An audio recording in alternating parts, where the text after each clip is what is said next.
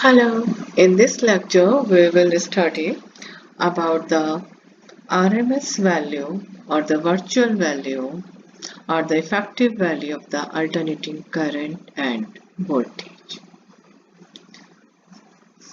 The virtual value, RMS value or effective value of alternating current is that value of the constant current which would produce the same amount of heat in a given resistance in a given time as by the alternating current through the same circuit in the same time.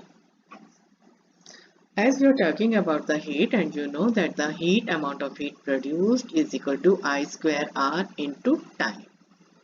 As it is a chapter of alternating current and voltage, and I is equal to I naught sine omega t.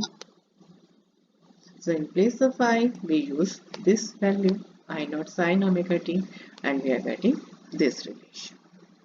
To get the total heat, we are integrating as the amount of heat produced is equal to integration of the dH.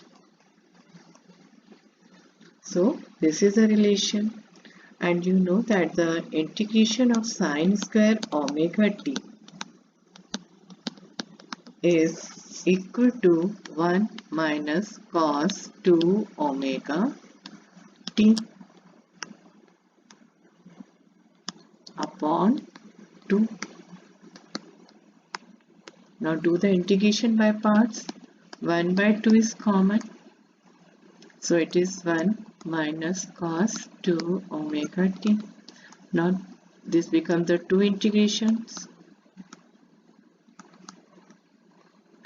The integration of the first part, it is t. It is cos 2 omega t. So this can be written as sine 2 omega upon 2 omega. Again the limits are from, for this part is 0 to t. Let us focus on this part only. So it is 1 by 2 t minus 1 upon 2 omega common. In place of omega, use 2 pi upon t. Now put the values from 0 to t. In place of this small t, first put the capital T. So it is 4 pi and the value of sine 4 pi is 0. When in place of t we put 0 and the value of sine 0 is 0, so this part is 0. And so the integration of sine square omega t will give you t by 2. So the result amount of heat produced is I square R t by 2. According to the definition, the heat produced by the DC will also be the same, and that value of the DC is called the virtual value or the effective value or the RMS value.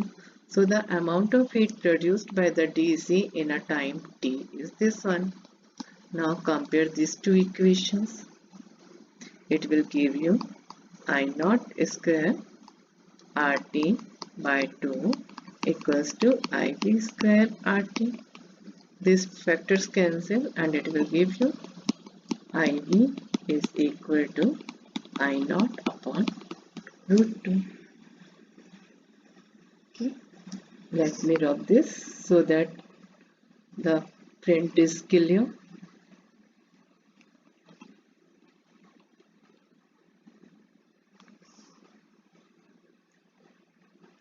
I think everything is clear now. Now the root mean square value or the effective value of the alternating EMF.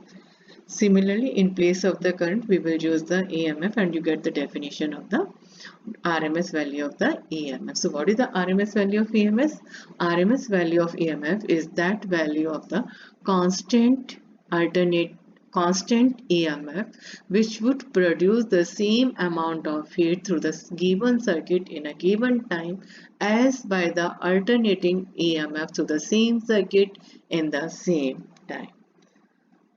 Similarly, for the expression, you know that the amount of heat produced is equal to I square R into dt, or you can say the amount of heat produced is equal to V square upon R into dt. In place of V, use E, and you know alternating EMF is equal to A naught sine omega t.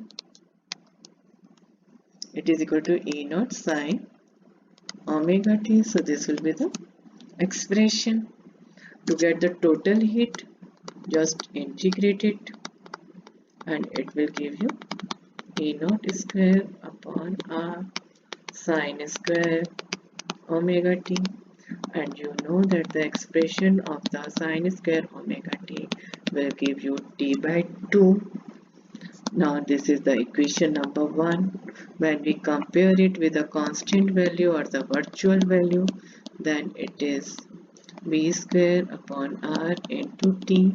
When we compare the two, then we get EV is equal to E naught upon root 2, which is equal to 0.707. Now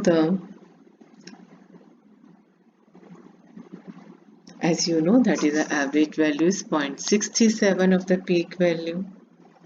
Virtual value is 0.707 times of the peak value. It is a graph showing the alternating EMF, and this value is a peak value which is represented by E naught. If I am taking it as 10, then the virtual value is 7.07. Then this value is 7.07 and this value is 6.37. Is it clear? Now the knowledge point. The given values of the alternating EMF and current are the virtual values unless otherwise specified. For example, if it is written that is a 230 volt AC, it means we are talking of the virtual value, RMS value or the effective value. Okay. If it is written that the value is measured by an ammeter and is 230 ampere, it means we are talking of the virtual value of the current. Secondly, to measure the alternating current and voltages, we are not using the DC ammeter or the voltmeter. For this, we are using either the AC ammeter or the AC voltmeter. These AC ammeter and voltmeters are called hot wire instruments, as their calibration is based on the heating effect of current. You have seen that in case of the DC ammeter and the voltmeters, the space between the two division is always equal.